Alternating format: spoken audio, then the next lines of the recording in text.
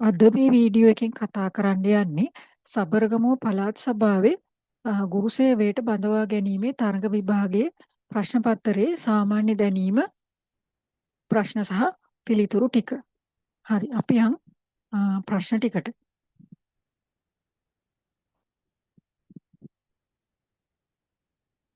ශ්‍රී ලංකාවේ වැඩිම ජනගහනයක් සහිත පළාත මොකක්ද? ශ්‍රී ලංකාවේ වැඩිම ජනගහනයක් සහිත පළාත කුමක්ද? බස්නාහිර පළාත.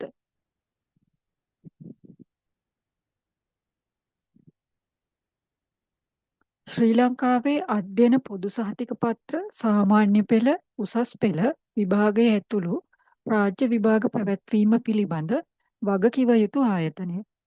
ශ්‍රී ලංකාවේ අධ්‍යයන පොදු සහතික පත්‍ර සාමාන්‍ය පෙළ උසස් පෙළ විභාගයේ ඇතුළු රාජ්‍ය විභාග පැවැත්වීම පිළිබඳ වගකිව යුතු ආයතනය තමයි ශ්‍රී ලංකා විභාග දෙපාර්තමේන්තුව.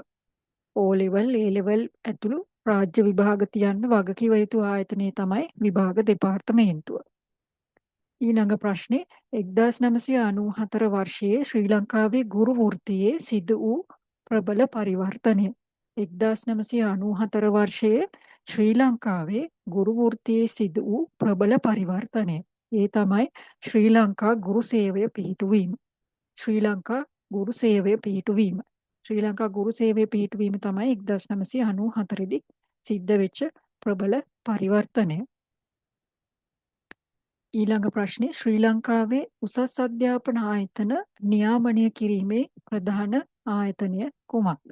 ශ්‍රී ලංකාවේ උසස් අධ්‍යාපන ආයතන නියාමනය කිරීමේ ප්‍රධාන ආයතනය කුමක්ද? ඒ තමයි විශ්වවිද්‍යාල ප්‍රතිපාදන කොමිෂන් සභාව. ශ්‍රී ලංකාවේ උසස් අධ්‍යාපන ආයතන නියාමනය කිරීමේ ප්‍රධාන ආයතනය විශ්වවිද්‍යාල ප්‍රතිපාදන කොමිෂන් සභාව. ලංකාව භූගෝලීය වශයෙන් පිහිටා ඇති කලාපය කුමක්ද? ශ්‍රී ලංකාව භූගෝලීය වශයෙන් පිහිටා ඇති කලාපය කුමක්ද? ඒ තමයි දකුණු ආසියාව. ශ්‍රී ලංකාව භූගෝලීය වශයෙන් පිහිටා ඇති කලාපය දකුණු ආසියාව.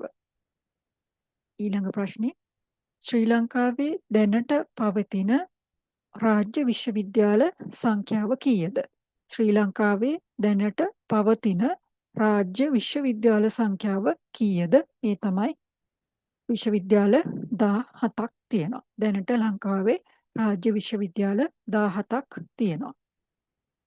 ශ්‍රී ලංකා ගුරු සේවා ව්‍යවස්ථාවෙන් ගුරුවරුන් බඳවා ගැනීමේ උපරිම වයස් සීමාව කීයද? ශ්‍රී ලංකා ගුරු සේවා ව්‍යවස්ථාවෙන් ගුරුවරුන් බඳවා ගැනීමේ උපරිම වයස් සීමාව කීයද? උපරිම වයස් සීමාව අවුරුදු 35යි. මේ ශ්‍රී ලංකා ගුරු සේවා ව්‍යවස්ථාවෙන් ගුරුවරුන් බඳවා ගැනීමේ උපරිම වයස් සීමාව අවුරුදු 35යි. ජාතික අධ්‍යාපන ආයතනය පිහිටා ඇත්තේ. ජාතික අධ්‍යාපන ආයතන පිහිටා ඇත්තේ. National Institute of Education NIE එක තියෙන්නේ කොහෙද? මහරගම. උත්තරය මහරගම. ජාතික අධ්‍යාපන ආයතනය තියෙන්නේ මහරගම. ශ්‍රී ලංකාවේ දිගම ගංගාව කුමක්ද? ශ්‍රී ලංකාවේ දිගම ගංගාව කුමක්ද? ඒ තමයි මහවැලි ගඟ. උත්තරේ මහවැලි ගඟ. අධ්‍යාපන අමාත්‍යාංශය පිහිටා තියෙන්නේ කොහෙද? අධ්‍යාපන අමාත්‍යාංශය පිහිටලා තියෙන්නේ කොහෙද? ඉසුරුපාය. අධ්‍යාපන අමාත්‍යාංශය පිහිටා තියෙන්නේ ඉසුරුපාය. ශ්‍රී ලංකාවේ වැඩිම වර්ෂාපතනයක් ලැබෙන ප්‍රදේශය කුමක්ද? ශ්‍රී ලංකාවේ වැඩිම වර්ෂාපතනයක් ලැබෙන ප්‍රදේශය කුමක්ද? මධ්‍යම කඳුකරයේ බටහිර බෑවුම. මධ්‍යම කඳුකරයේ බටහිර බෑවුම. ශ්‍රී ලංකාවේ විශාලතම පරිපාලන දිස්ත්‍රික්කය කුමක්ද? ශ්‍රී ලංකාවේ විශාලතම පරිපාලන දිස්ත්‍රික්කය කුමක්ද? අනුරාධපුර දිස්ත්‍රික්කය. ශ්‍රී ලංකාවේ විශාලතම පරිපාලන දිස්ත්‍රික්කය තමයි අනුරාධපුර දිස්ත්‍රික්කය.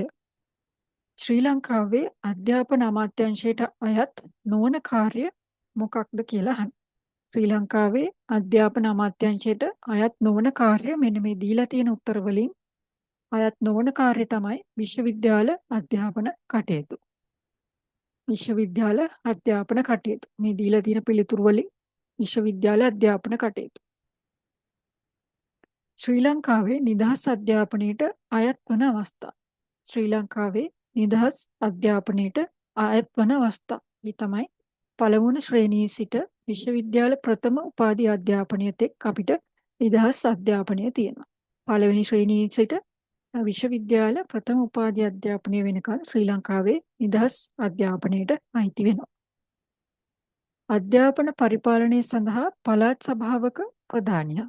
අධ්‍යාපන පරිපාලනය සඳහා වන පළාත් සභාවක ප්‍රධානියා කවුද? ඒ තමයි පළාත් අධ්‍යාපන ලේකම්. පළාත් අධ්‍යාපන ලේකම් තමයි අධ්‍යාපන පරිපාලනය සඳහා පළාත් සභාවක ප්‍රධානියා වෙන්නේ. පරමාදර්ශී ගුරුවරයෙකු සතු විය යුතු වැදගත්ම ලක්ෂණය මොකක්ද? පරමාදර්ශී ගුරුවරයෙකු සතු විය යුතු වැදගත්ම ලක්ෂණය මොකක්ද? ඒ තමයි කැපවීම. කැපවීම තමයි පරමාදර්ශී ගුරුවරයෙකු සතු විය යුතු වැදගත්ම ලක්ෂණය. 2016-2025 ජාතික අධ්‍යාපන ප්‍රතිසංස්කරණ සැලැස්මෙහි ප්‍රධාන අරමුණ කුමක්ද? 2016-2025 ජාතික අධ්‍යාපන ප්‍රතිසංස්කරණ සැලැස්මෙහි ප්‍රධාන අරමුණ කුමක්ද? ප්‍රධාන අරමුණ තමයි ජාත්‍යන්තර අවශ්‍යතා සපුරාලීමට අධ්‍යාපනය ප්‍රතිව්‍යුහගත කිරීම. ජාත්‍යන්තර අවශ්‍යතා සපුරාලීමට අධ්‍යාපනය ප්‍රතිව්‍යුහගත කිරීම තමයි 2016-2025 ජාතික අධ්‍යාපන ප්‍රතිසංස්කරණ සැලැස්මේ ප්‍රධාන අරමුණ. ඊළඟ ප්‍රශ්නය. ලෝක විශාලතම ජනගහනයක් සහිත කලාපය මොකක්ද? ලෝකේ විශාලතම ජනගහනයක් සහිත කලාපය කුමක්ද? ඒ තමයි අප්‍රිකානු කලාපය. ලෝකේ විශාලම ජනගහනයක් සිටින කලාපය අප්‍රිකාව. අධ්‍යාපනය ලැබීමට සියලු දෙනාටම ඇති අයිතිය සඳහන් ප්‍රකාශනය තියෙන්නේ කොහෙද? අධ්‍යාපනය ලැබීමට සියලු දෙනාට ඇති අයිතිය සඳහන් වෙන ප්‍රකාශනය තමයි මානව හිමිකම් පිළිබඳ විශ්ව ප්‍රකාශනය. මානව හිමිකම් පිළිබඳ විශ්ව ප්‍රකාශනය. මානව හිමිකම් පිළිබඳ විශ්ව ප්‍රකාශනයේ තමයි අධ්‍යාපනය ලබන්න සියලු දෙනාට අයිතියක් තියෙනවා කියලා සඳහන් කරලා තියෙන්නේ. ලෝකයේ රටවල් වැඩිම සංඛ්‍යාවක් අයිති මහද්වීපය කුමක්ද? ලෝකයේ රටවල් වැඩිම සංඛ්‍යාවක් අයිති මහද්වීපය කුමක්ද? ඒ තමයි අප්‍රිකානු මහද්වීපය. අප්‍රිකානු මහද්වීපය තමයි ලෝකයේ රටවල් වැඩිම සංඛ්‍යාවක් අයිති මහද්වීපය. ඊළඟ ප්‍රශ්නේ ශ්‍රී ලංකාවේ අවම සාක්ෂරතා ප්‍රතිශතයක් සහිත දිස්ත්‍රික්කය මේ දීලා තියෙන දිස්ත්‍රික්ක වලින් මොකක්ද කියලා තමයි අහන්නේ. ඒ තමයි මඩකලපුව දිස්ත්‍රික්කය. ශ්‍රී ලංකාවේ අවම සාක්ෂරතා ප්‍රතිශතයක් සහිත දිස්ත්‍රික්කය කුමක්ද? ඒ තමයි මඩකලපුව දිස්ත්‍රික්කය. ආසියානු සංවර්ධන බැංකුවේ ප්‍රධාන කාර්යාලය පිහිටලා තියෙන්නේ කොහෙද? ඒෂියන් ඩිවලොප්මන්ට් බැංක් එකේ ප්‍රධාන කාර්යාලය පිහිටලා තියෙන්නේ කොහෙද? ඒ තමයි පිලිපීනයේ මැනිලා නුවර. ආසියානු සංවර්ධන බැංකුවේ ප්‍රධාන කාර්යාලය පිහිටලා තියෙන්නේ පිලිපීනයේ